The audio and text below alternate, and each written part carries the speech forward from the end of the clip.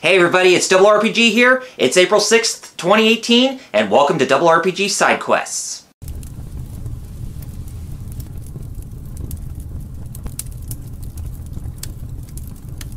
You remember how I said that this week seems to be a full week, or almost a full week, where I talk about Dragon Quest related news?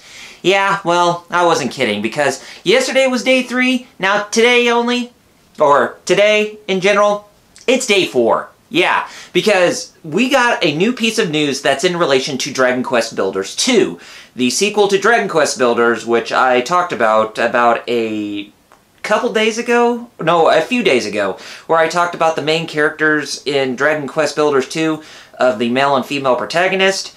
Yeah, well, we actually got a bit of new information that's in relation to a brand new character in Dragon Quest Builders 2 who is helping out the protagonists, and his name is Malroth. Now, I know what you might be thinking. Malroth, isn't that the name of the final boss in Dragon Quest II? And yes, you would be right.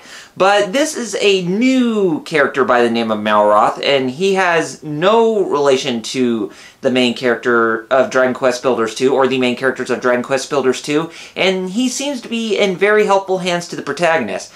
Now, I know you also might be thinking, well, could this be a ploy for him to end up as the final boss in Dragon Quest Builders 2, kind of like how Malroth is the final boss in Dragon Quest 2 in general? And yeah, you know, it could be possible, but we really don't know that much of that at this point, because remember, the game is still in development, and the first details about this game, they're just starting to spread very, very thin. So we won't be able to know all the full gist of what the game has to offer, but all we can do is just learn about what little information is being presented to us.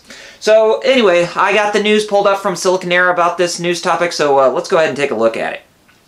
Dragon Quest Builders 2 got its latest details in this week's issue of Jump magazine with a first look at Malroth, who was actually a good guy and not a six-armed demon god of some sort.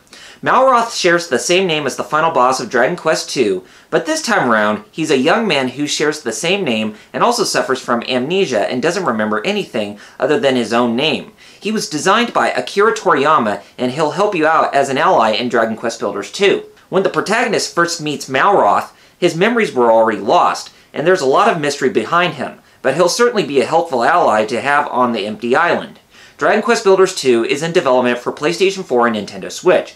Check out our previous report for a closer look at the game's male and female protagonists and setting.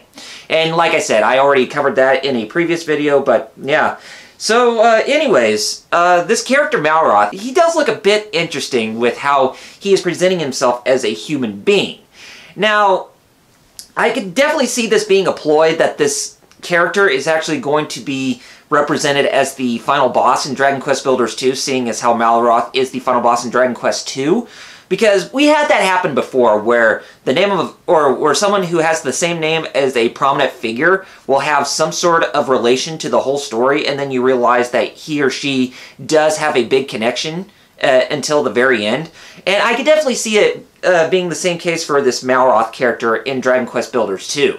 So if this is what we think it is, then definitely they're going to be pulling a Tales of Symphonia type of situation, because if you play Tales of Symphonia like I have and you played it all the way through, then you may have come across a character by the name of Mythos, who's the same name as the hero from Icilia and Tetheala's history of saving both worlds. And then you come to realize that Mythos is the main villain of the whole game. And then you see that same boy who was helping you actually turn out to be one and the same person. Yeah, I'm pretty sure that what Dragon Quest Builders 2 is going for, it's gonna be playing in that same scenario. So, if that really does happen, then I wouldn't be really that all surprised, to be honest, but just seeing a new character in Dragon Quest Builders 2 who has a good relation to the characters in the story, then it's definitely got me very interested to see how it's all played out. But, and I really don't think that, you know, a lot of video game companies or a lot of developers have actually taken that sort of approach in their games quite a lot, because, in all honesty, I can definitely see it being a good plot twist, but at the same time, it's been pretty generic and pretty cookie cutter, if you ask me. But then again, with Dragon Quest Builders 2, the plot is not as grandiose with what you would expect from a mainline Dragon Quest game, as it's more just a carefree adventure where you're just going around building things and saving the land or saving the world, whichever you prefer. But for Dragon Quest Builders 2 on its own, I think it's going to be following that same formula from what we saw in the first Dragon Quest Builders. But, you know, I won't be surprised if, like I said, I won't be surprised if that does turn out to be the case. Anyway, let's go ahead and take a look at the comment from the last video where I talked about how Dragon Quest XI is not going to have any DLC and microtransactions, which I'm pretty sure that a lot of you are still pretty excited about that. But anyways, let's go ahead and take a look at the comment from YouTube user KOnNintendo, which is K-ON and then Nintendo after that. So, first of all, I want to say thank you for your comment before I read it off, and I will definitely feature your channel in the description. Anyway, this is what he or she said. Definitely get this game when it comes out in the West, even though I already played this game in Japanese on the PS4, and just import the 3DS version. In my opinion, this is the best RPG on the PS4 that's been released so far. I barely used a guide when I played through it. I am going to wait for the Switch version to come out before I buy the English version.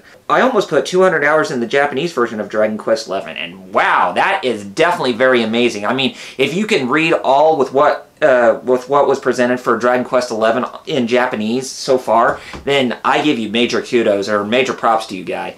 So, yeah, I mean, for it being full of replay value, and as long as there's a lot of content to be had, and it'll be enough to get multiple playthroughs, kind of like how Ni no Kuni has done the same thing, where both the original game and the sequel, they bring about a lot of replay value in their gameplay, and within the content that they have, then it's definitely going to be a really big playtime for a lot of us who really do enjoy the Dragon Quest games. So, like I said, it's going to be available on September 4th, 2018 for both the PlayStation 4 and the PC through Steam in the worldwide for the worldwide audience.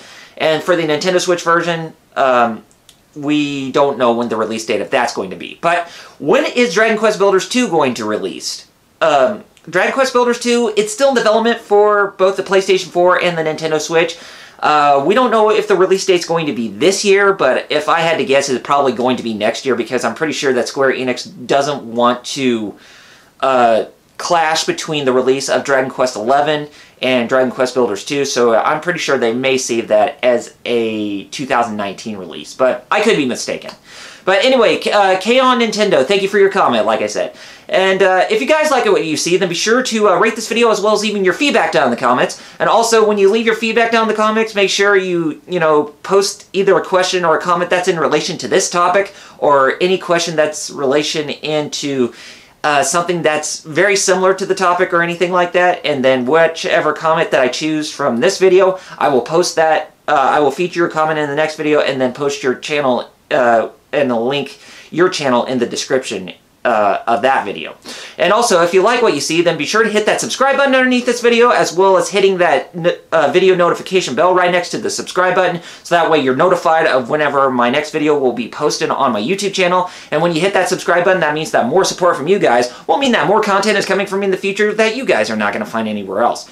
So anyway, guys, I gotta get going. You all have a great weekend, and I will see you on Monday for my next RRPG Side-Quests video. And until then, this is RRPG signing off by saying Godspeed and game on, gamers. Peace out!